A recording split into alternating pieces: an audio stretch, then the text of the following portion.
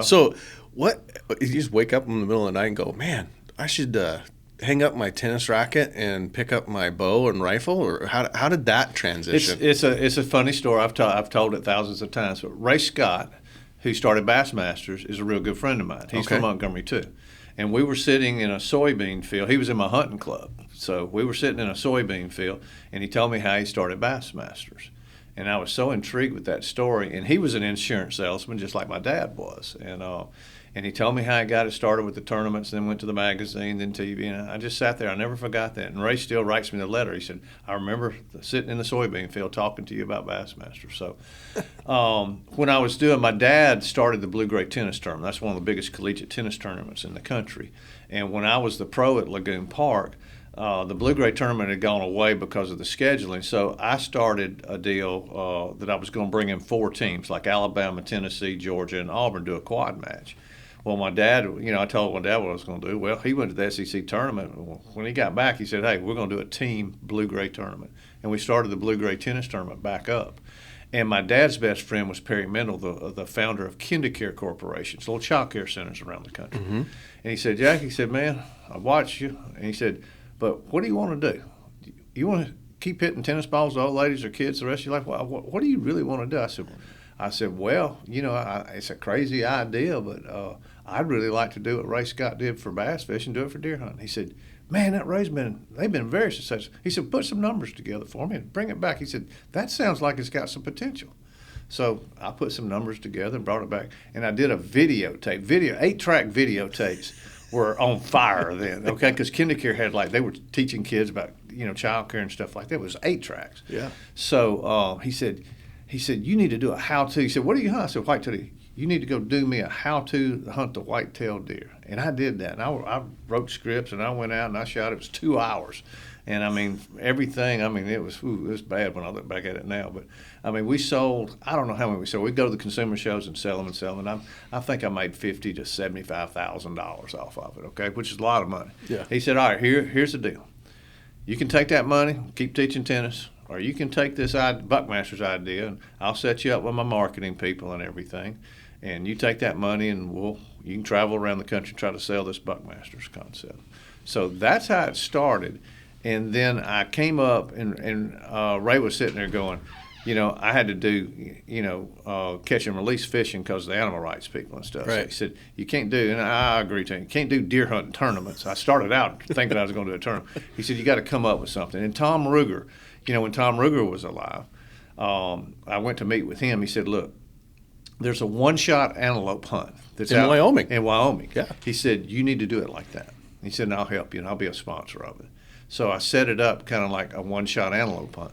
But then I don't know where it came from, but I was just thinking NBC way back had a deal called the Superstars. And it was bringing all these athletes and movie stars in to like track and field and bike riding and swimming and all that. And I remember seeing that, and I'm sitting there going, okay, I like that concept. Let's switch it over to the outdoors. So I had knife throwing, hatchet throwing, skeet shooting, bow and arrow, ATV obstacle, all that. And I put that together. And I had Buckmaster members that were selling memberships in the Northeast. So I had I had 5 teams. So I split the country up. Mm-hmm. So we had folks selling it out in the West. If whoever sold the most members got to come to the Classic, okay?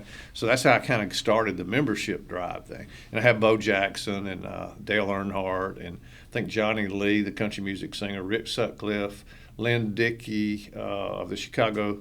Lynn Dickey was a Green Bay quarterback, and then Jody Davis of the Chicago Cubs. So that's the first one I did, and it was a big hit. And I had 5 sponsors. I think at that time, I want to say it was Hornady might have been a sponsor. Bushnell was a sponsor. I think I had Liberty. Yamaha was my biggest sponsor, and I had 4 or 5. But once I did it, and I brought all the outdoor press. Ray said, "Bring your outdoor press in." So I invited outdoor press in with the Buckmasters members, with the celebrities on the team. So that's what created Buckmasters. Again, everybody asks me, I basically came from promotional business tennis, which my dad and I ran tournaments. I just brought it right over here to the outdoors. So the event is what started it. And then once we did that one event, everybody heard about, hey, I want to be a sponsor. And Bo Jackson's riding forward. They were able to help me. He and Earnhardt are the 2 people that helped me get it off the ground. Mm-hmm. So is that kind of what morphed into what is now the Buckmasters Expo? That came later. It did. But what that did, that event gave me a chance to get in the magazine business. Okay, so it progressed. Yeah, I had Deer and Deer Hunting magazine. I was out in the shows. I wrote a little newsletter, which was terrible, and we gave a subscription to Deer and Deer Hunting with the Buckmasters newsletter in it. And I gave a hat and a bottle of Tink Scent, okay, and a decal. And I stole that. And then Jack Breyer is a good friend of mine, started Deer and Deer. And he said, all right, you're doing too good. We're going to have to get rid of you. So they got rid of it. So I told Mr. Mendel, I said, well, we either got to start a magazine or do something else. He said, all right. So he had some folks in from Thomaston Press, and he said, the Bassmasters was doing their print. And they taught him a little bit. He said, all right, we'll start the magazine in '87. So we started the magazine in 1987, and I already had the Buckmasters Classic. So, and I had, I think it was Wayne Pearson's TV show on a cable show did the first one, and I had Peter Fiducia of Woods and Water out of New York. He did a show on the Classic. And then I did my own pilot for TNM for 1988. Wow. And see, TNM, I called ESPN, and this was my third leg. So I started the event, started the magazine, and Ray said, you got to have a TV show. So I called ESPN, said, hey, I want to do a hunting show. And they went, nope. Boom. Nothing to do with it. Called TNM, want to do a hunting show. Nope. Boom. And I went, well, I called her, I said, this ain't going to work. Nobody, they just want fishing. They don't want to touch the hunting part. So I called T&M back. I said, look, I've got this event set up like the NBC Superstars. And they said, no hunting? I said, no hunting. They're just there to hunt, but we're not videoing the hunt. All right, well, I'll tell you what we'll do. And Dan Black, who was doing the Bassmasters production, they already knew Dan. They said, all right, you put together this pilot of this classic thing you're talking about. And you got Dale on it? I said, yeah. And I said, okay, we'll take a 30-minute pilot produced by Dan Black.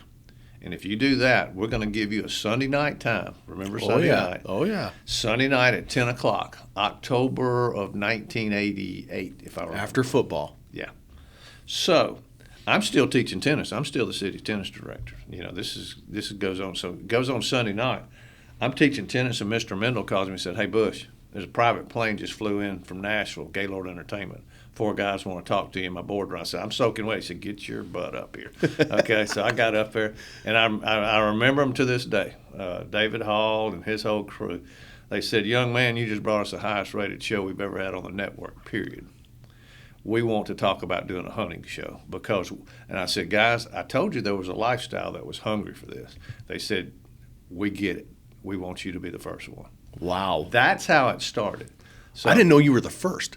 Oh, yeah. I figured Realtree or somebody was like that. Oh, Realtree and Mossy 5 years behind us. Wow. Yeah, we're the first on major cable. Kurt Gowdy was my hero growing up, American Sportsman. Mm-hmm. They went for 23 years. And then, I think we're like 38 years now. So getting ready to be on 40. So, Gosh. But that's how we got on the network.